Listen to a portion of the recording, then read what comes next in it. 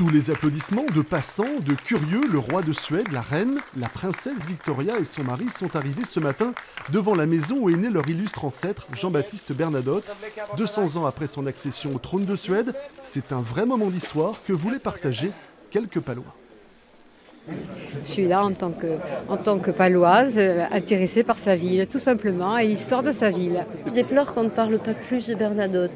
C'est vrai, Henri IV, tout le monde connaît, mais l'histoire de Bernadotte, elle est intéressante.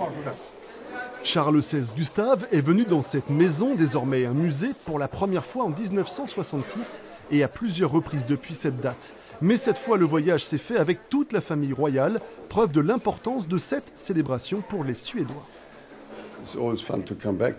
C'est toujours agréable de revenir à un endroit où on a un sentiment particulier. C'est très spécial pour notre famille. Notre ancêtre vient d'ici. Alors vous savez, il y a des vibrations spéciales. C'est vraiment difficile à expliquer, mais c'est très intéressant de revenir.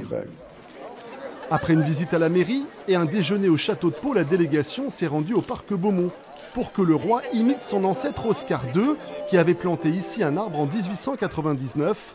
Pour la branche française de la famille Bernadotte, cette visite royale est évidemment très chargée en émotions. J'ose espérer qu'on se souvienne de Bernadotte et qu'est-ce qu'il a apporté en France, mais aussi en Suède. C'est quand même un des rares maréchals d'Empire qui règne encore sur l'Europe, avec un esprit très républicain. Une visite pleine de symboles qui devrait renforcer les liens entre la cité paloise et la famille royale suédoise dans les prochaines années.